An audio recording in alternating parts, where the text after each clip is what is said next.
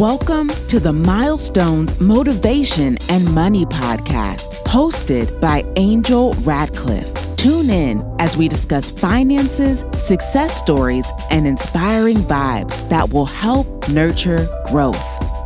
Welcome back to the podcast. On today's episode, we are going to talk about purchasing a vehicle, certified pre-owned versus pre-owned. And these are some very good tips that anyone can use who's in the market for a new car. This last year, we have seen some insane things happening with the economy when you're looking at the economic principle of supply and demand. Of course, the housing market is soaring, but other markets and industries are impacted as well, and the used car market is one of them.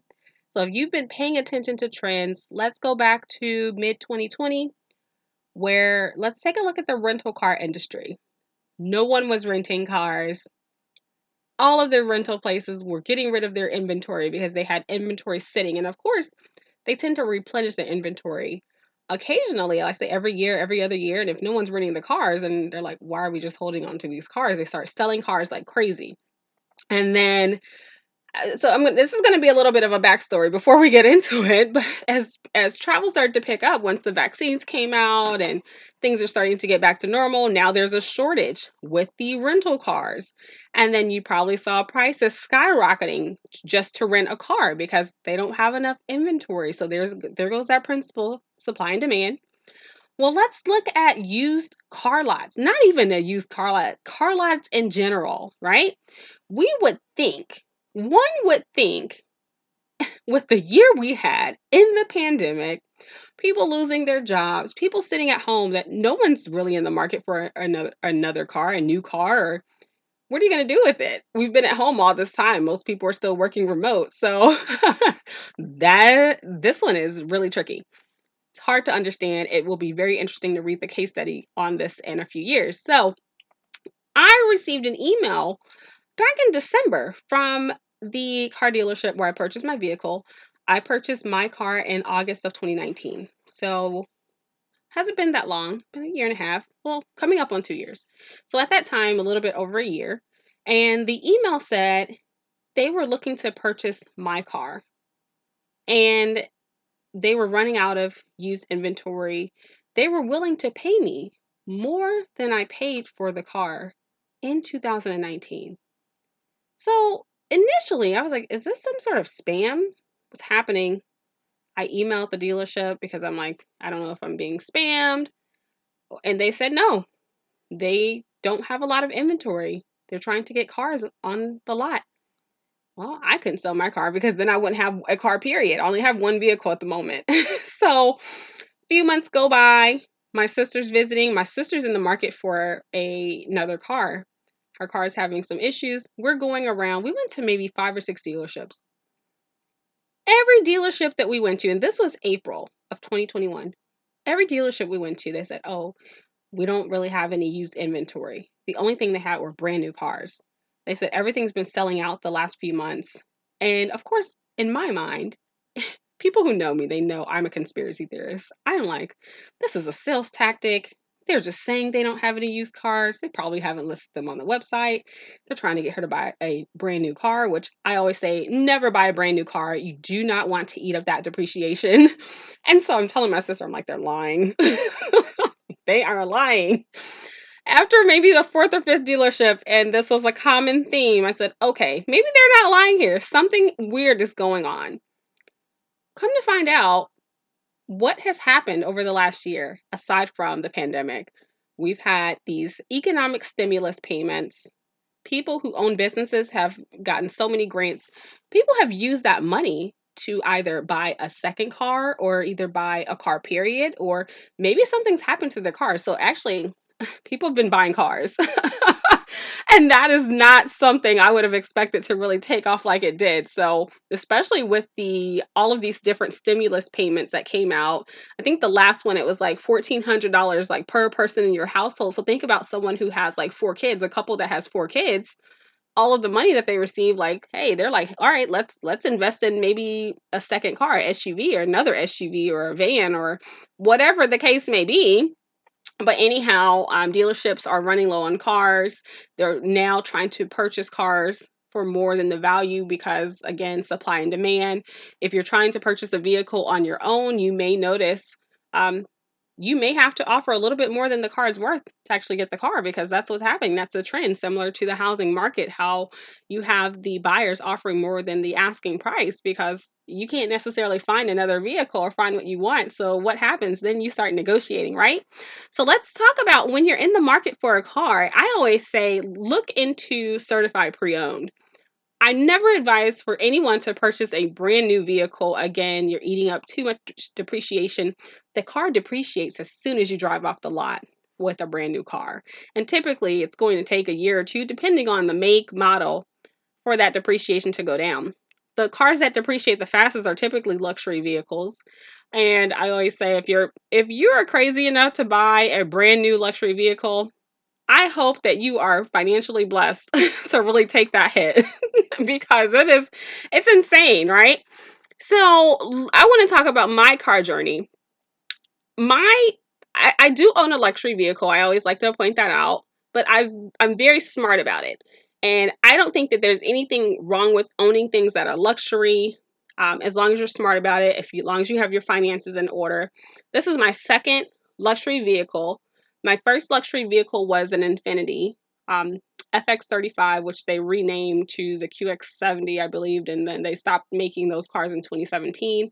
I purchased that car in 2012, and I think when I purchased it, it was a 2010. The car had 30,000 miles on it. I purchased a certified pre-owned, which means the car still came with a warranty. So if anything happened to the car, especially major mechanical, I was covered. I only had to pay a $50 deductible. And that's why I am like so big on the CPO or certified pre-owned, because if you don't have a warranty on a vehicle, typically used cars don't come with a warranty. You drive off the lot 1 week later, your engine goes out. Oh my gosh. And depending on the car, you may be out of $5,000, $7,000 to purchase an engine or sensors. Now, cars have all these sensors nowadays. And this is what I learned when I owned my Infiniti. A sensor can cost $300, $400. I'm like, what?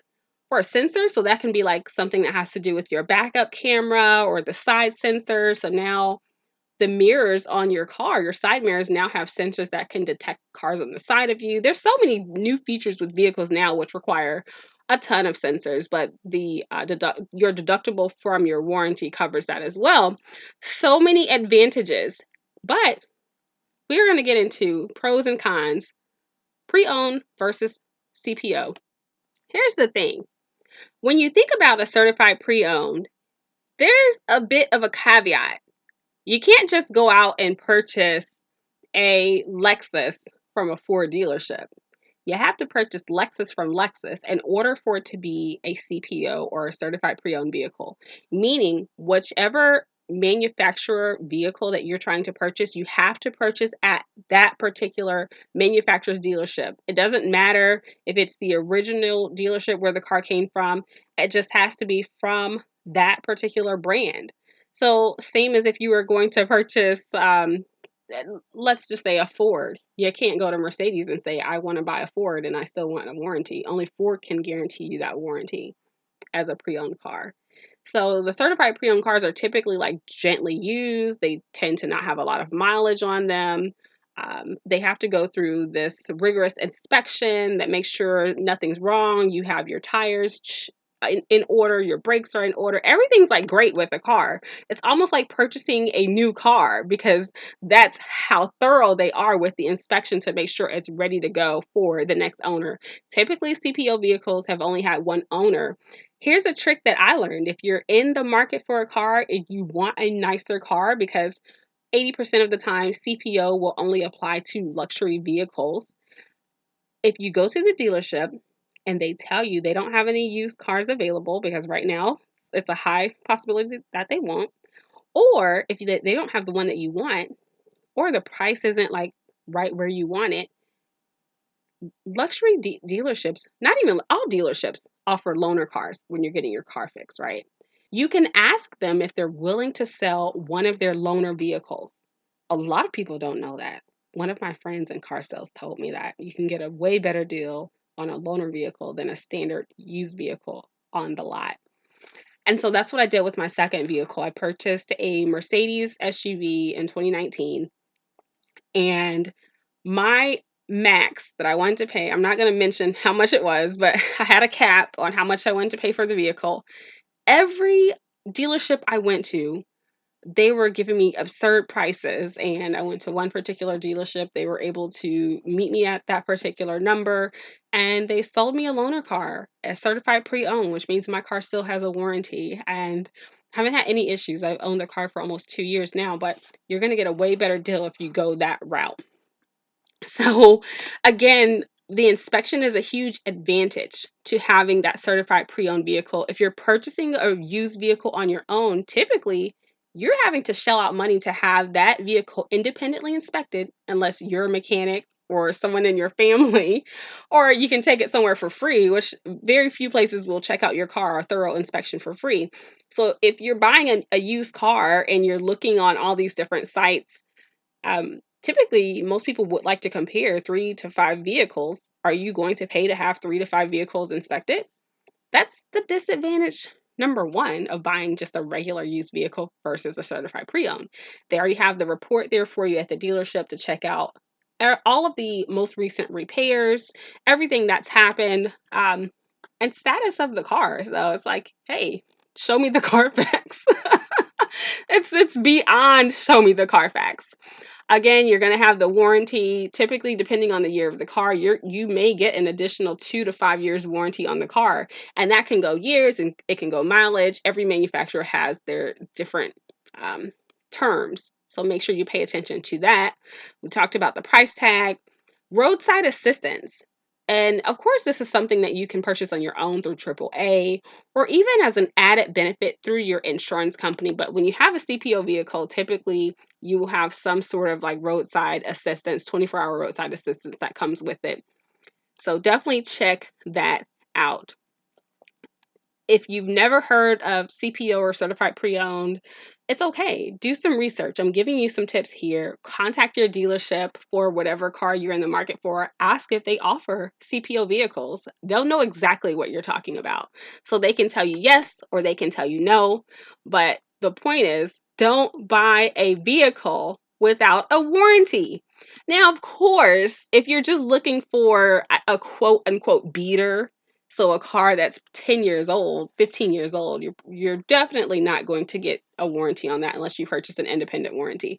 Or if you're purchasing a car for your 16-year-old, and you're buying them a really old car, now you're probably not going to be able to get that warranty on there, but think about the everyday vehicle that you're driving to work or whatever you're doing where you need to have a reliable vehicle. You don't want your car breaking down on you and you ending up on the side of the road. That happened to me a lot when I was younger, especially in college. I have so many horror stories of used cars that didn't have warranties, and I shelled out so much money for repairs. And so, of course, as I got older and got into a career and actually had money, I was able to afford a car where I could buy a warranty and even a nicer car, which sometimes a luxury vehicle at a CPO price can cost the same as a quote unquote regular car.